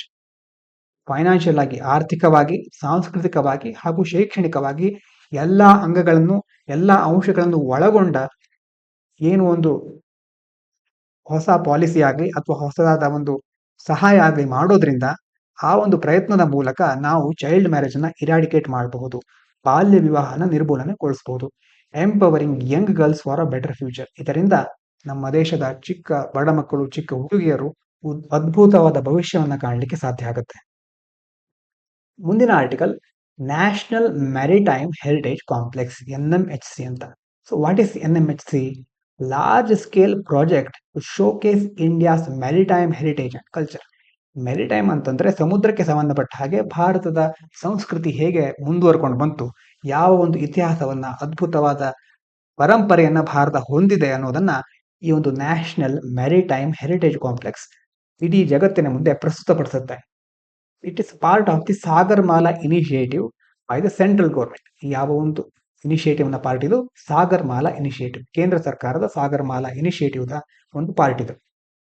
Location, ಎಲ್ಲಿ ಇದನ್ನು ಸ್ಥಾಪಿಸಲಾಗಿದೆ? Lothal, Gujarat. Historically significant as prominent site of the Indus valley civilisation. ನೀವು ಹಿಸ್ಟರಿಯಲ್ಲಿ ಇದನ್ನು ಓದಿರಬಹುದು. ಲೋಥಲ್ ಅನ್ನೋದು ಇಂಡಸ್ ವ್ಯಾಲಿ ಸಿವಿಲೈಸೇಷನ್, ಹರಪ್ಪ ನಾಗರಿಕತೆಗೆ ಸಂಬಂಧಿಸಿದ ಹಾಗೆ ಒಂದು ಬಹುಮುಖ್ಯವಾದ ನಗರ. Known for its ancient port facilitating trade with other civilisation. ಬೇರೆ ಬೇರೆ ನಾಗರಿಕತೆಗಳ ಜೊತೆ ಸಂಪರ್ಕವನ್ನು ಸಾಧಿಸಲಿಕ್ಕೆ ಲೋಥಲ್ ಅನ್ನೋದು ಒಂದು ಬಂದರಾಗಿ ಕಾರ್ಯನಿರ್ವಹಿಸ್ತಾ ಇತ್ತು. ಸಾಗರಮಾಲಾ ಯೋಜನೆ ಬಗ್ಗೆ ನೋಡೋದಾದ್ರೆ flagship programme for maritime development in India. ಸಮುದ್ರಕ್ಕೆ ಸಂಬಂಧಿಸಿದಾಗಿ ಇದೊಂದು ಬಹಳ ಮುಖ್ಯವಾದ ಯೋಜನೆ. ಇದರ 4 ಪಿಲ್ಲರ್ಗಳು, 4 ಅಂಗಗಳು ಏನಂತಂದ್ರೆ port modernisation, upgrading and restructuring existing port. ಈಗಾಗಲೇ ಇರುವ ಬಂದರುಗಳನ್ನ ಅಪ್ಗ್ರೇಡ್ ಮಾಡೋದು ಮತ್ತೆ ಹೊಸದಾಗಿ ಕೆಲವೊಂದು ಬಂದರುಗಳನ್ನು ನಿರ್ಮಿಸುವುದು. Port connectivity, enhancing connectivity to hinterlands. ಮುಖ್ಯವಾಗಿ ಒಳನಾಡಿನ ಭಾಗಗಳಿಗೆ ಬಂದರುಗಳ ಮೂಲಕ ಕನೆಕ್ಷನ್ ಅನ್ನ ಸರಿಯಾಗಿ ನಿರ್ಮಿಸೋದು. Port led industrialisation, developing coastal industrial centres. ಮುಖ್ಯವಾಗಿ ಈ ಕಡಲ ಭಾಗ, ಸಮುದ್ರ ತೀರದ ಭಾಗ ಇದೆಯಲ್ಲ, ಈ ಪ್ರದೇಶಗಳಲ್ಲಿ ಇಂಡಸ್ಟ್ರಿಯಲ್ ಸೆಂಟರ್ಗಳನ್ನ ಡೆವಲಪ್ ಮಾಡೋದು. 4ನೇ ಅಂಶ coastal community development, supporting sustainable livelihoods for coastal communities. ಸಮುದ್ರ ತೀರದ ಜನಾಂಗಗಳಿಗೆ, ಅಲ್ಲಿನ ಜನರಿಗೆ ಜೀವನವನ್ನು ನಡೆಸಲಿಕ್ಕೆ ಸರಿಯಾದ ಮಾರ್ಗವನ್ನು ಹುಡುಕಿಕೊಟ್ಟು ಅವರ ಡೆವಲಪ್ಮೆಂಟ್ ಆಗೋ ರೀತಿ ಕೆಲವೊಂದು ಪಾಲಿಸಿಗಳನ್ನು ಜಾರಿಗೊಳಿಸೋದು. ಆಬ್ಜೆಕ್ಟಿವ್ ಆಫ್ NMHC ಏನು, ಅದರ ಉದ್ದೇಶ ಅಂತಂದ್ರೆ promote awareness about India's rich maritime history. ಸಮುದ್ರಕ್ಕೆ ಸಂಬಂಧಿಸಿದ ಹಾಗೆ, ಬಂದರುಗಳಿಗೆ ಸಂಬಂಧಿಸಿದ ಹಾಗೆ ಭಾರತ ಯಾವ ಒಂದು ಅದ್ಭುತ ಪರಂಪರೆಯನ್ನು ಹೊಂದಿದೆಯೋ ಅದನ್ನ ಎಲ್ಲರಿಗೂ ತಿಳಿಸೋದು, ಅದರ ಬಗ್ಗೆ ಅವೇರ್ನೆಸ್ ಕ್ರಿಯೇಟ್ ಮಾಡೋದು. Highlight cultural and historical achievements related to maritime activities. ಒಂದು ಕಲ್ಚರಲ್, ಸಾಂಸ್ಕೃತಿಕವಾಗಿ ಮತ್ತು ಐತಿಹಾಸಿಕವಾಗಿ ಯಾವೆಲ್ಲ ಸಾಧನೆಗಳನ್ನ ಭಾರತ ಮಾಡಿತ್ತು ಅನ್ನೋದನ್ನ ಈ ಒಂದು ಆಕ್ಟಿವಿಟಿಗಳ ಮೂಲಕ ಹೈಲೈಟ್ ಮಾಡೋದು. ಬೂಸ್ಟ್ ಟೂರಿಸಂ ಅಂಡ್ ಎಜುಕೇಶನ್. ಈ ಎಲ್ಲ ಕಾರ್ಯಕ್ರಮಗಳ ಮೂಲಕ ಪ್ರವಾಸೋದ್ಯಮ ಹಾಗೂ ಶಿಕ್ಷಣವನ್ನ ಇನ್ನಷ್ಟು ಹೆಚ್ಚಿನ ಎತ್ತರಕ್ಕೆ ತೆಗೆದುಕೊಂಡು ಹೋಗೋದು. ಇನ್ನು ಲೋಥಾಲ್ ಬಗ್ಗೆ ಕೆಲವೊಂದು ಹಿಸ್ಟೋರಿಕಲ್ ಸಿಗ್ನಿಫಿಕೆನ್ಸ್, ಐತಿಹಾಸಿಕ ಮಹತ್ವವನ್ನು ನೋಡೋದಾದ್ರೆ, vital trading hub during the Indus valley civilisation. ಇದೊಂದು ದೊಡ್ಡ ಮಟ್ಟದ ವಾಣಿಜ್ಯ ಕೇಂದ್ರವಾಗಿತ್ತು. Excavation have revealed docks, warehouses and trade artefacts. ಈ ಒಂದು ಪ್ರದೇಶದಲ್ಲಿ ನಡೆದ ಉತ್ಖನನ ಏನೇನು ತೋರಿಸುತ್ತೆ, ಕೆಲವೊಂದು ಡಾಕ್ಸ್ಗಳು, ವೇರ್ ಹೌಸ್ ಮತ್ತೆ ಟ್ರೇಡ್ ಆರ್ಟಿಫ್ಯಾಕ್ಟ್ಸ್ಗಳು ಈ ಪ್ರದೇಶದಲ್ಲಿ ಸಿಕ್ಕಿವೆ ಅಂತ ಹೇಳುತ್ತೆ. ಮುಂದಿನ ಆರ್ಟಿಕಲ್ ನೋಡೋದಾದ್ರೆ, data collection by private individuals in Delhi. ಏನಾಗಿದೆ ಅಲ್ಲಿ ಇಶ್ಯೂ ಎಟ್ ಹ್ಯಾಂಡ್ ಅಂತಂದ್ರೆ, allegations of sensitive personal data collection such as Aadhaar number, mobile number. ಮುಖ್ಯವಾಗಿ ಆಧಾರ್ ನಂಬರ್ ಮತ್ತೆ ಮೊಬೈಲ್ ನಂಬರ್ ಅಂತ ಕೆಲವೊಂದು ಮಾಹಿತಿಯನ್ನು ಕಲೆಕ್ಟ್ ಮಾಡ್ತಾ ಇದ್ದಾರೆ by individuals claiming to represent a government initiative. ನಾವು ಒಂದು ಗವರ್ಮೆಂಟ್ನ ಯೋಜನೆಯಿಂದ ಬಂದಿದ್ದೇವೆ, ಹಾಗಾಗಿ ನಿಮ್ಮ ಮೊಬೈಲ್ ನಂಬರ್ ಮತ್ತೆ ಆಧಾರ್ ನಂಬರ್ ಬೇಕಿತ್ತು ಅನ್ನೋದು ಕೆಲವೊಬ್ರು ಬಂದು ಕೇಳ್ತಾ ಇದ್ದಾರೆ ಜನರನ್ನ. So it raises concern due to lack of verification and potential misuse of data. ಇದು ಕೆಲವೊಂದು ಜನರಿಗೆ ಸಂಶಯನ ಹುಟ್ಟಾಕಿದೆ. ಯಾಕಂತಂದ್ರೆ ಕಂಟೆಕ್ಸ್ಟ್ ಏನಂತಂದ್ರೆ, ಮಹಿಳಾ ಸಮ್ಮಾನ್ ಯೋಜನಾ recently announced by the Aam Aadmi party government ಇನ್ ಡೆಲ್ಲಿ. ಈ ಒಂದು ಮಹಿಳಾ ಸಮ್ಮಾನ್ ಯೋಜನವನ್ನ ದೆಹಲಿಯ ಆಮ್ ಆದ್ಮಿ ಸರ್ಕಾರ ಘೋಷಣೆ ಮಾಡುತ್ತೆ. It promises 1000 per month to women beneficiaries. ಈ ಒಂದು ಯೋಜನೆಯ ಫಲಾನುಭವಿಗಳಾದ ಸ್ತ್ರೀಯರಿಗೆ ಪ್ರತಿ ತಿಂಗಳು 1,000 ರೂಪಾಯಿನ ಕೊಡೋದು ಆ ಯೋಜನೆಯ ಉದ್ದೇಶ. ಇನ್ಕ್ರೀಸಿಂಗ್ ಟು 2,100 ಮಂತ್ ಇಫ್ ರೀ ಎಲೆಕ್ಟೆಡ್. ಮತ್ತೆ ನಾವು ಆಯ್ಕೆಯಾಗಿ ಬಂದ್ರೆ 1,000ವನ್ನ 2,100ಕ್ಕೆ ಹೆಚ್ಚಿಸ್ತೇವೆ ಅನ್ನೋದು ಅವರ ಒಂದು ಯೋಜನೆಯ ಒಂದು ಮುಖ್ಯ ಅಂಶವಾಗಿತ್ತು. ಈಗ implementation of concerns. Reports of volunteers and private individuals collecting data directly from house hold. ಕೆಲವೊಬ್ರು ಏನ್ ಮಾಡ್ತಾ ಇದ್ದಾರೆ, ವಾಲಂಟಿಯರ್ ಆಗಿ ಬಂದಿದ್ದಾರೆ, ಮನೆಗೆ ಹೋಗಿ ಬೇರೆ ಬೇರೆ ಮಾಹಿತಿಯನ್ನ ತೆಗೆದುಕೊಳ್ತಾ ಇದ್ದಾರೆ. ಆದ್ರೆ women and child development department clarified that data collection should occur through online portals, not physical forms. ದೆಹಲಿಯ ಮಹಿಳಾ ಮತ್ತು ಮಕ್ಕಳ ಕಲ್ಯಾಣ ಇಲಾಖೆ, ಮಕ್ಕಳ ಅಭಿವೃದ್ಧಿ ಇಲಾಖೆ ಏನ್ ಹೇಳಿದೆ, ಮೊದಲೇ ನಾವು ಆನ್ಲೈನ್ ಮೂಲಕ ಮಾತ್ರ ಡೇಟಾವನ್ನ ಕಲೆಕ್ಟ್ ಮಾಡ್ತಾ ಇದ್ದೇವೆ, ಮನೆಗೆ ಹೋಗಿ ಮಾಹಿತಿ ಸಂಗ್ರಹಿಸುವ ವಿಧಾನ ನಾವು ಇಟ್ಕೊಂಡಿಲ್ಲ, ಹಾಗಾಗಿ ಮಾಹಿತಿಯ ಬಗ್ಗೆ ಸುರಕ್ಷಿತರಾಗಿರಿ ಅಂತ ಹೇಳಿದೆ. ಇಂಥ ಸಂದರ್ಭದಲ್ಲಿ ಏನೇನು ರಿಸ್ಕ್ ಇರುತ್ತೆ ಅಂತಂದ್ರೆ, privacy violations, collection by unauthorised individuals can lead to misuse or sale of personal data. ಯಾರೋ ಒಬ್ಬರ ಹತ್ರ ನಿಮ್ಮ ಮಾಹಿತಿ ಇದೆ, ನಿಮ್ಮ ಅತ್ಯಂತ ಪರ್ಸನಲ್ ಆದ ಮೊಬೈಲ್ ನಂಬರ್, ಆಧಾರ್ ನಂಬರ್ ಇದೆ ಅಂತಾದ್ರೆ ಅವರು ಅದನ್ನ ಮಿಸ್ಯೂಸ್ ಮಾಡ್ಕೋಬಹುದು, ಬೇರೆ ಯಾವುದೋ ಒಂದು ಸಂಸ್ಥೆಗೆ ಅಥವಾ ಯಾವುದೋ ಒಂದು ದುರುದ್ದೇಶಗಳಿಗೋಸ್ಕರ ಮಾರಾಟ ಮಾಡಬಹುದು. Possess risks of fraud and exploitation. ಇದರಿಂದ ಏನಾಗುತ್ತೆ, ನಿಮ್ಮ ಮಾಹಿತಿ ಇರೋರು ಮುಂದೆ ನಿಮಗೊಂದಿನ ಬ್ಲ್ಯಾಕ್ ಮೇಲ್ ಮಾಡಬಹುದು ಅಥವಾ ಬೇರೆ ಯಾವುದೋ ರೀತಿ ನಿಮ್ಮನ್ನ ಬಳಸ್ಕೊಳ್ಬಹುದು. Accountability, lack of transparency in who handles the data raises concerns about security. ಮುಖ್ಯವಾಗಿ ಯಾರು ಈ ಡೇಟಾವನ್ನ ಹ್ಯಾಂಡಲ್ ಮಾಡ್ತಾ ಇದ್ದಾರೆ ಅನ್ನೋದ್ರ ಕುರಿತು ನಮಗೆ ಮಾಹಿತಿ ಇರಬೇಕು. ಹಾಗಾದಾಗ ಮಾತ್ರ ಒಂದು ಸರಿಯಾದ ವಿಶ್ವಾಸಾರ್ಹತೆ ಬರುತ್ತೆ. ಇಲ್ಲಿ ಆ ಲ್ಯಾಕ್ ಆಫ್ ಟ್ರಾನ್ಸ್ಪರೆನ್ಸಿ ಎದುರಾಗಿದೆ, ಸರಿಯಾದ ಪಾರದರ್ಶಕತೆ ಇಲ್ಲದೆ ಇರೋ ಸಮಸ್ಯೆ ಇಲ್ಲಿ ಎದುರಾಗಿದೆ. Action taken. ಈ ಸಮಸ್ಯೆಯಿಂದ the lieutenant governor LG has directed Delhi police investigate the issue. ಈ ಒಂದು ಸಮಸ್ಯೆಯನ್ನ ಇನ್ವೆಸ್ಟಿಗೇಟ್ ಮಾಡಿ ಅಂತ ಲೆಫ್ಟಿನೆಂಟ್ ಗವರ್ನರ್ ಅವರು ಪೊಲೀಸ್ಗಳಿಗೆ ಆದೇಶ ನೀಡಿದ್ದಾರೆ. Focusing on whether unauthorised individuals or private entities are involved in data collection. ಸರ್ಕಾರದಿಂದ ಬಿಟ್ಟು ಬೇರೆ ಯಾವುದೇ ಒಂದು ಸಂಸ್ಥೆ ಅಥವಾ ಬೇರೆ ಯಾವುದೋ ಒಂದು ವ್ಯಕ್ತಿಗಳು ಈ ರೀತಿಯ ಕೆಲಸದಲ್ಲಿ ಭಾಗಿಯಾಗಿದ್ರೆ ಅವರ ವಿರುದ್ಧ ಕೆಲವೊಂದು ಕ್ರಮಗಳನ್ನು ಕೈಗೊಳ್ಳಿ ಅಂತ ಈ ಆದೇಶದಲ್ಲಿ ಹೇಳಲಾಗಿದೆ. ಇನ್ನು ಬ್ರಾಡರ್ ಕಾಂಟೆಕ್ಸ್ಟ್ ಅಲ್ಲಿ ನೋಡೋದಾದ್ರೆ, right to privacy, it is recognised as a fundamental right under article 21 by the supreme court of India in Puttaswamy case. ಇದು ಬಹಳ ಇಂಪಾರ್ಟೆಂಟ್, ಒಂದ್ಸಾರಿ ಫಿಲಿಮ್ಸ್ ಅಲ್ಲಿ ಇದನ್ನ ಕೇಳಿದ್ರು. ಪುಟ್ಟಸ್ವಾಮಿ ಕೇಸ್ ಮೂಲಕ ಸುಪ್ರೀಂ ಕೋರ್ಟ್ ಏನ್ ಹೇಳಿದೆ ಅಂತಂದ್ರೆ, ರೈಟ್ ಟು ಪ್ರೈವಸಿ, ನಮ್ಮ ಪ್ರೈವೇಸಿ ಇದೆಯಲ್ಲ, ನಮ್ಮದೇ ಆದ ಒಂದು ಪ್ರೈವೇಸಿ, ಆ ಪ್ರೈವೇಸಿ ಅನ್ನೋದು ಮೂಲಭೂತ ಹಕ್ಕು. ನಮ್ಮ ವೈಯಕ್ತಿಕ ಮಾಹಿತಿಗೆ ಯಾವುದೇ ಧಕ್ಕೆ ಬರದ ರೀತಿ ನಾವು ಅದನ್ನ ಕಾಪಾಡ್ಕೊಳ್ಬೇಕು. ಹಾಗೂ ಇದು ಆರ್ಟಿಕಲ್ 21 ಯಾವುದರಡಿಯಲ್ಲಿ ಬರುತ್ತೆ? Fundamental right.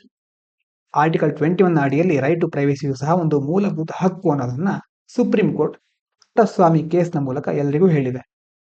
ಅದರ ಜೊತೆ data protection concerns highlights the absence of comprehensive legal framework like the proposed Digital Personal Data Protection Act to regulate data handling. ಮಾಹಿತಿಯನ್ನ ಸರಿಯಾಗಿ ನಿರ್ವಹಿಸಲಿಕ್ಕೆ ಸರಿಯಾದ ರೂಪುರೇಷೆ ಇಲ್ಲ ನಮ್ಮ ದೇಶದಲ್ಲಿ. ಇನ್ನು ಕೆಲವೊಂದು ಈಗ digital personal data protection act ಅನ್ನೋದನ್ನು ನಾವು ಪ್ರಪೋಸ್ ಮಾಡಲಾಗಿದೆ ಸರ್ಕಾರದ ಮೂಲಕ, ಆದರೆ ಇನ್ನೂ ಸರಿಯಾಗಿ ಅದನ್ನ ಜಾರಿಗೊಳಿಸಲಿಲ್ಲ. ಈ ಒಂದು ಸರಿಯಾದ ಫ್ರೇಮ್ವರ್ಕ್ ನ ಕೊರತೆ ಇದೆ ಅನ್ನೋದನ್ನ ಈ ಒಂದು ಪಾಯಿಂಟ್ ಹೇಳುತ್ತೆ. ನೀಡ್ ಫಾರ್ ಅವೇರ್ನೆಸ್, ಪ್ರತಿ ಸಮಸ್ಯೆಗೂ ಒಂದು ಅವೇರ್ನೆಸ್ ಜನರೇಟ್ ಮಾಡಲೇಬೇಕಾಗುತ್ತೆ. Citizens must verify the identity and the purpose of individuals requesting sensitive information. ಮುಖ್ಯವಾಗಿ ಯಾರಾದರೂ ನಮ್ಮ ಹತ್ರ ಒಂದು ಮಾಹಿತಿಯನ್ನ ಕೇಳ್ಕೊಂಡು ಬಂದಾಗ ನಿಜವಾಗ್ಲೂ ಅವ್ರ ಕುರಿತಾಗಿ ನಾವು ತಿಳ್ಕೋಬೇಕು. ಅವರ ಐಡೆಂಟಿಟಿ ಏನು, ಯಾರು ಅವರು, ನಿಜವಾಗ್ಲೂ ಅದರ ಅವಶ್ಯಕತೆ ಇದೆಯಾ, ಹಾಗೂ ಅವರ ಉದ್ದೇಶ ಏನು ಅನ್ನೋದ್ರ ಬಗ್ಗೆ ಸರಿಯಾದ ಮಾಹಿತಿಯನ್ನು ನಾವು ತಿಳ್ಕೊಳ್ಳೇಬೇಕು. ಆ ಒಂದು ಜಾಗೃತಿಯನ್ನ ಎಲ್ಲ ಕಡೆ ಮೂಡಿಸಬೇಕು ಅನ್ನೋದು ಈ ಒಂದು ಅಂಶದ ಅರ್ಥ. ವೇ ಫಾರ್ವರ್ಡ್, ಹಾಗಾದ್ರೆ ಮುಂದಿನ ದಾರಿ ಏನು? Strengthen data protection laws, expedite implementation of robust privacy legislation to regulate data collection and sharing. ಮಾಹಿತಿಯನ್ನ ಕಲೆಕ್ಟ್ ಮಾಡೋದು ಹಾಗೂ ಅವುಗಳನ್ನು ಹಂಚುವುದರ ಕುರಿತಾಗಿ ಒಂದು ರೋಬಸ್ಟ್ ಪಾಲಿಸಿ, ಒಂದು ಉತ್ತಮವಾದ ನೀತಿಯನ್ನ ಜಾರಿಗೊಳಿಸಬೇಕು. ಎಕ್ಸ್ಪೆಡೈಟ್ ಇಂಪ್ಲಿಮೆಂಟೇಷನ್, ಆದಷ್ಟು ಬೇಗ ಇವುಗಳನ್ನ ತ್ವರಿತವಾಗಿ ಜಾರಿಗೊಳಿಸಬೇಕಾದ ಅವಶ್ಯಕತೆ ಇದೆ. Digital governance, encourage secure online only data submission portals for government schemes. ಮುಖ್ಯವಾಗಿ ಸರ್ಕಾರದ ಸ್ಕೀಮ್ಗಳಿಗೆ ಸಂಬಂಧಿಸಿದ ಹಾಗೆ ಆನ್ಲೈನ್ ವ್ಯವಸ್ಥೆಯ ಮೂಲಕ ಮಾತ್ರ ಡೇಟಾವನ್ನ ಸಬ್ಮಿಟ್ ಮಾಡಲಿಕ್ಕೆ ಅವಕಾಶ ನೀಡಬೇಕು. ಹೀಗಾದಾಗ ಒಂದು ಸುರಕ್ಷಿತ ರೀತಿಯಲ್ಲಿ ಅವುಗಳನ್ನು ನಿಭಾಯಿಸಬೇಕು. ಈ ರೀತಿಯಾಗಿ ಡೇಟಾವನ್ನ ಪ್ರೊಟೆಕ್ಟ್ ಮಾಡಬೇಕು ಅನ್ನೋದು ಈ ಒಂದು ಪಾಯಿಂಟಿನ ಅರ್ಥ. Next, public awareness campaign. ಮೊದಲೇ ಹೇಳಿದಾಗೆ educate citizens on data privacy and methods to identify fraudulent activities. ದುಷ್ಕರ್ಮಿಗಳ ಕೆಲವೊಂದು ಕೃತ್ಯಗಳ ಬಗ್ಗೆ ಹಾಗೂ ಡೇಟಾ ಪ್ರೈವಸಿ, ಮಾಹಿತಿ ಅನ್ನೋದು ಎಷ್ಟು ಮುಖ್ಯ, ಅದನ್ನು ಹೇಗೆ ನಾವು ರಕ್ಷಿಸಬೇಕು ಅನ್ನೋದ್ರ ಕುರಿತು ಜನಸಾಮಾನ್ಯರಿಗೆ, ನಾಗರಿಕರಿಗೆ ನಾವು ಶಿಕ್ಷಣವನ್ನ ಕೊಡಬೇಕು. ಇವಿಷ್ಟು ಈ ಆರ್ಟಿಕಲ್ನ ಸಾರಾಂಶ. ಮುಂದೆ ನೋಡೋದಾದ್ರೆ ಪವರ್ಟಿ and health care in India. ಪವರ್ಟಿ, ಬಡತನ, ಹೆಲ್ತ್ ಕೇರ್, ಬಡತನ ಮತ್ತು ಆರೋಗ್ಯದ ಕುರಿತು ಕೆಲವೊಂದು ಅಂಶಗಳನ್ನು ನಾವಿಲ್ಲಿ ನೋಡ್ಲಿಕ್ಕಿದ್ದೇವೆ. Extreme poverty in India. World bank definition ಏನು ಎಕ್ಸ್ಟ್ರೀಮ್ ಪವರ್ಟಿ ಬಗ್ಗೆ ಅಂದ್ರೆ ಅತಿ ಬಡತನ, ಕಡು ಬಡತನ ಅಂತ ಹೇಳ್ತೇವಲ್ವಾ, ಅದಕ್ಕೆ ವರ್ಲ್ಡ್ ಬ್ಯಾಂಕ್ ಏನಂತ ಹೇಳುತ್ತೆ? Spending less than $2.15 per day. ಒಂದು ದಿನಕ್ಕೆ $2.15 ಖರ್ಚು ಮಾಡಲಾಗದೇ ಇದ್ರೆ ಅವರನ್ನ ಎಕ್ಸ್ಟ್ರೀಮ್ ಪವರ್ಟಿ ಲೆವೆಲ್ಗೆ ಸೇರಿಸ್ತಾರೆ. ಇದನ್ನ ಇನ್ಕ್ರೀಸ್ ಮಾಡಲಾಗಿದೆ. ಮೊದಲು 1.90 ಇತ್ತು, ಈಗ ಇದನ್ನ 2.15, ಅರೌಂಡ್ ದಿವಸಕ್ಕೆ ಒಂದು 180ರಿಂದ 190 ಅಥವಾ 200ರ ಒಂದು ಹತ್ತಿರಕ್ಕೆ, 200 ರೂಪಾಯಿಗಳ ಹತ್ತಿರಕ್ಕೆ ಈ ಒಂದು ವ್ಯಾಲ್ಯೂ ಬರಬಹುದು. ಸೊ ದಿವಸಕ್ಕೆ 200 ರೂಪಾಯಿಯನ್ನ ಖರ್ಚು ಮಾಡ್ಲಿಕ್ಕೂ ಸಾಧ್ಯ ಇಲ್ಲ ಅಂತಂದ್ರೆ ಅವರು ಕಡು ಬಡತನದಲ್ಲಿ ಇದ್ದಾರೆ ಅನ್ನೋದು ಈ ಒಂದು ಡೆಫಿನೇಷನ್ ನ ವಾದ. ಇಂಡಿಯಾ ಸ್ಟ್ಯಾಟಿಸ್ಟಿಕ್ಸ್, ಭಾರತ ಏನ್ ಹೇಳುತ್ತೆ? Approximately 129 million people fall into the category of extreme poverty. ಈ ಒಂದು ಎಕ್ಸ್ಟ್ರೀಮ್ ಪವರ್ಟಿಯ ಮಾನದಂಡದ ಪ್ರಕಾರ ಭಾರತದಲ್ಲಿ ಸುಮಾರು 129 ಮಿಲಿಯನ್ ಜನ ಎಕ್ಸ್ಟ್ರೀಮ್ ಪವರ್ಟಿಯಲ್ಲಿ ಇದ್ದಾರೆ. ಇನ್ನೊಂದು health care and ಪವರ್ಟಿ, impact of health care expenditure. ಕೆಲವು ದಿವಸಗಳ ಹಿಂದೆ ನಾವು ನೋಡಿದ ಹಾಗೆ ಭಾರತದಲ್ಲಿ ವೈದ್ಯಕೀಯ ಖರ್ಚಿಗಾಗಿ ಮಾಡುವ ಒಂದು ಹಣಕಾಸಿನ ಖರ್ಚಿದೆಯಲ್ಲ, ಅದು ದೊಡ್ಡ ಮಟ್ಟದಲ್ಲಿದೆ.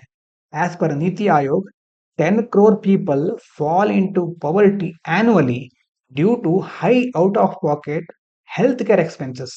ಪ್ರತಿ ವರ್ಷ ಸುಮಾರು 10 ಕೋಟಿಯಷ್ಟು ಜನ ತಮ್ಮ ಸಂಬಳದಲ್ಲಿನ ಬಹುಪಾಲನ್ನ ವೈದ್ಯಕೀಯ ಕ್ಷೇತ್ರಗಳಿಗಾಗಿ ಖರ್ಚು ಮಾಡೋದ್ರಿಂದ ಬಡತನಕ್ಕೆ ತಳ್ಳಲ್ಪಡ್ತಾ ಇದ್ದಾರೆ. Legal framework, clinical establishment act CA 2010. ಈ ಒಂದು ಆಕ್ಟ್ ಮೊದಲೇ ಇದೆ. ಅದು ಏನ್ ಹೇಳುತ್ತೆ ಅಂತಂದ್ರೆ, it aims to regulate private healthcare providers, ensuring standardization and affordability. ಮುಖ್ಯವಾಗಿ ಖಾಸಗಿ ವೈದ್ಯಕೀಯ ಕ್ಷೇತ್ರಗಳಿಗೆ, ಖಾಸಗಿ ಆಸ್ಪತ್ರೆಗಳಿಗೆ ಏನ್ ಹೇಳುತ್ತೆ? ಸ್ಟ್ಯಾಂಡರ್ಡ್ ಆಗಿರೋ ಒಂದು ವ್ಯವಸ್ಥೆನ ನೀವು ನೀಡಬೇಕು. ಅದರ ಜೊತೆ ಅಫೋರ್ಡಬಿಲಿಟಿ, ಕೈಗೆಟುಕುವ ದರದಲ್ಲೂ ಸಹ ನಿಮ್ಮ ವ್ಯವಸ್ಥೆಗಳು ಸಿಗುವಂತಿರಬೇಕು. Provisions include mandatory registration, adherence to pricing norms and maintaining quality care. ಮುಖ್ಯವಾಗಿ ಇದರಲ್ಲಿ ಬರುವ ನಿಯಮಗಳು ರಿಜಿಸ್ಟ್ರೇಷನ್ ಮಾಡ್ಕೊಳ್ಳೇಬೇಕು. ಅದರ ಜೊತೆ ಪ್ರೈಸಿಂಗ್ ನಾರ್ಮ್ಸ್ ಅನ್ನ, ಅತಿಯಾದ ಬೆಲೆ ಹೇರುವ ಹಾಗಿಲ್ಲ. ಸರ್ಕಾರ ಹೇಳಿದ ರೀತಿಯಲ್ಲೇ ಎಲ್ಲರಿಗೂ ಕೈಗೆಟುಕುವ ದರದಲ್ಲಿ ಬೆಲೆಗಳನ್ನು ನಿಗದಿಪಡಿಸಬೇಕು ಮತ್ತು ಕ್ವಾಲಿಟಿಯನ್ನ ಮೇಂಟೈನ್ ಮಾಡಬೇಕು. ಇಶ್ಯೂ ಏನು ಅಂತಂದ್ರೆ, ಮುಖ್ಯವಾಗಿ ಸಮಸ್ಯೆ ಏನು ಅಂತಂದ್ರೆ, lack of uniform implementation across States results in private health care imposing excessive financial burdens on vulnerable population. ದುರ್ಬಲ ವರ್ಗಗಳಿಗೆ, ಹಿಂದುಳಿದವರಿಗೆ, ಅಲ್ಪಸಂಖ್ಯಾತರಿಗೆ ಸರಿಯಾದ ರೀತಿಯಲ್ಲಿ ಈ ಒಂದು ಪಾಲಿಸಿಯಿಂದ ಯಾವುದೇ ಉಪಯೋಗ ದೊರೀತಾ ಇಲ್ಲ. ಯಾಕಂದ್ರೆ ಎಲ್ಲಾ ರಾಜ್ಯಗಳಲ್ಲಿ ಸರಿಯಾಗಿ ಇದನ್ನ ಇಂಪ್ಲಿಮೆಂಟ್ ಮಾಡಲೇ ಇಲ್ಲ. ಹೀಗಾಗಿ ಪ್ರೈವೇಟ್ ಹೆಲ್ತ್ ಕೇರ್ ಏನ್ ಮಾಡ್ತಾ ಇದೆ, ಖಾಸಗಿ ಆಸ್ಪತ್ರೆಗಳು ಏನ್ ಮಾಡ್ತಾ ಇವೆ, ಎಕ್ಸೆಸಿವ್ ಫೈನಾನ್ಷಿಯಲ್ ಬರ್ಡನ್, ದೊಡ್ಡ ಮಟ್ಟದಲ್ಲಿ ಹಣವನ್ನ ಸುಲಿಗೆ ಮಾಡ್ತಾ ಇವೆ. ಹೀಗಾಗಿ ಇದು ದುರ್ಬಲ ವರ್ಗಗಳ ಮೇಲೆ ದೊಡ್ಡ ಮಟ್ಟದ ಪರಿಣಾಮವನ್ನ ಉಂಟು ಮಾಡ್ತಾ ಇದೆ. Supreme court petition. A non-profit organization has filed a petition in the Supreme Court. ಒಂದು non profit organisation supreme court ಅಲ್ಲಿ ಒಂದು ಅರ್ಜಿಯನ್ನು ಸಲ್ಲಿಸಿದೆ. ಏನಂತ ಹೇಳುತ್ತೆ ಅಂತಂದ್ರೆ, effective implementation of the clinical establishment act to regulate health care cost. ವೈದ್ಯಕೀಯ ಕ್ಷೇತ್ರಕ್ಕೆ ಸಂಬಂಧಿಸಿದ ಹಾಗೆ ಈ ಪ್ರೈವೇಟ್ ಕಂಪನಿಗಳು ಅಥವಾ ಪ್ರೈವೇಟ್ ಆಸ್ಪತ್ರೆಗಳು ಏನು ದೊಡ್ಡ ಮಟ್ಟದ ಹಣವನ್ನು ತೆಗೆದುಕೊಳ್ತಾ ಇದ್ದಾರೆ, ಇದನ್ನು ನಿಯಂತ್ರಿಸಬೇಕು ಅನ್ನೋದು ಅವರ ವಾದ. ಮೊದಲನೇ ವಾದ, addressing inequities in the private health care sector that disproportionality affect the poor. ಮುಖ್ಯವಾಗಿ ಪ್ರೈವೇಟ್ ಆಸ್ಪತ್ರೆಗಳಲ್ಲಿ ಇಕ್ವಾಲಿಟಿ ಅನ್ನೋದಿಲ್ಲ, ಅಲ್ಲಿ ಸರಿಯಾದ ರೀತಿಯಲ್ಲಿ ಬಡವರನ್ನ ನೋಡ್ಕೊಳ್ತಾ ಇಲ್ಲ. ಹಾಗಾಗಿ ಈ ಒಂದು ಸಮಸ್ಯೆಯನ್ನ ಮೊದಲು ನಿವಾರಿಸಬೇಕು ಅಂತ ಅದು ಹೇಳುತ್ತೆ. ಇನ್ನು ಬ್ರಾಡರ್ ಇಂಪ್ಲಿಕೇಶನ್ ಏನು ಇದರದ್ದು, ದೊಡ್ಡ ಮಟ್ಟದಲ್ಲಿ economic inequality. Extreme ಪವರ್ಟಿ highlights the persistence of income disparity despite economic growth. Economic growth ಅನ್ನೋದು ಆಗ್ತಾ ಇದೆ, ದೇಶದಲ್ಲಿ ಆರ್ಥಿಕ ಬೆಳವಣಿಗೆ ಆಗ್ತಾ ಇದ್ರು ಸಹ ನಮ್ಮ ದೇಶದಲ್ಲಿ ಬಡತನ, ಅತಿಯಾದ ಕಡು ಬಡತನ ಇನ್ನೂ ಹಾಗೆ ಇದೆ. Health care accessibility, high medical costs exacerbate poverty, underscoring the need for universal health coverage. ವೈದ್ಯಕೀಯ ಕ್ಷೇತ್ರಗಳಿಗೆ ಹೆಚ್ಚಿನ ಖರ್ಚಿನಿಂದಾಗಿ ಏನಾಗುತ್ತಾ ಇದೆ, ಪವರ್ಟಿ, ಬಡತನ ಇನ್ನೂ ಹೆಚ್ಚಾಗ್ತಾ ಇದೆ. ಹೀಗಾಗಿ ಯೂನಿವರ್ಸಲ್ ಹೆಲ್ತ್ ಕೇರ್ ಇದರ ಕವರೇಜ್ನ ಅವಶ್ಯಕತೆ ಇದೆ. ಯೂನಿವರ್ಸಲ್ ಹೆಲ್ತ್ ಕವರೇಜ್ನ ಅವಶ್ಯಕತೆ ಅತಿಯಾಗಿ ಈ ಒಂದು ಸಿಚುವೇಶನ್ ಅಲ್ಲಿ ಕಾಡ್ತಾ ಇದೆ. Policy interventions strengthen public healthcare infrastructure to reduce dependency on expensive private services. ಮುಖ್ಯವಾಗಿ ಸರ್ಕಾರ ಪಬ್ಲಿಕ್ ಹೆಲ್ತ್ ಕೇರ್ ಇನ್ಫ್ರಾಸ್ಟ್ರಕ್ಚರ್ಗಳನ್ನ, ಅಂದರೆ ಸರ್ಕಾರದ ಯಾವ ಒಂದು ವೈದ್ಯಕೀಯ ಕ್ಷೇತ್ರಕ್ಕೆ ಸಂಬಂಧಿಸಿದ ಮೂಲ ಸೌಕರ್ಯಗಳಿದೆಯಲ್ಲ, ಅದನ್ನ ಸರಿಯಾಗಿ ವರ್ಧಿಸಬೇಕು. ಹಾಗಾದಾಗ ಏನಾಗುತ್ತೆ, ಪ್ರೈವೇಟ್ ಸರ್ವಿಸ್ಗಳ ಮೇಲಿನ ಅವಲಂಬನೆ ಕಡಿಮೆ ಮಾಡಬಹುದು. Ensure the uniform implementation of existing loss like the clinical establishment act. ಮುಖ್ಯವಾಗಿ ಈಗಲೇ ಒಂದು ಆಕ್ಟ್ ಇದೆ, ಕ್ಲಿನಿಕಲ್ ಎಸ್ಟಾಬ್ಲಿಷ್ಮೆಂಟ್ ಆಕ್ಟ್ ಇದೆ. ಇದು ಸರಿಯಾಗಿ ಏಕರೂಪದಲ್ಲಿ ಎಲ್ಲಾ ರಾಜ್ಯಗಳಲ್ಲೂ ಸರಿಯಾಗಿ ಇಂಪ್ಲಿಮೆಂಟ್ ಆಗ್ತಾ ಇದೆ ಅನ್ನೋದನ್ನ ಖಚಿತಪಡಿಸ್ಕೋಬೇಕು. ವೇ ಫಾರ್ವರ್ಡ್ ಏನು, enhancing public health spending, increase government expenditure on health care to reduce out of pocket cost. ಜನ ಈ ಒಂದು ವೈದ್ಯಕೀಯ ಕ್ಷೇತ್ರದ ಮೇಲೆ ಮಾಡುವ ಖರ್ಚನ್ನ ಕಡಿಮೆ ಮಾಡಲಿಕ್ಕೆ ಸರ್ಕಾರವೇ ಮುಂದೆ ಬಂದು ಹೆಚ್ಚಿನ ಖರ್ಚುಗಳನ್ನ, ಗವರ್ಮೆಂಟ್ ಏನ್ ಮಾಡಬೇಕು, ಈ ಒಂದು ಆರೋಗ್ಯಕ್ಕೆ ಸಂಬಂಧಿಸಿದ ಮೂಲ ಸೌಕರ್ಯಗಳ ಮೇಲೆ ಹೆಚ್ಚಿನ ಹೂಡಿಕೆಯನ್ನು ಮಾಡಬೇಕು, ಹೆಚ್ಚಿನ ರೀತಿಯಲ್ಲಿ ಹಣಕಾಸಿನ ಸಹಾಯವನ್ನು ನೀಡಬೇಕು.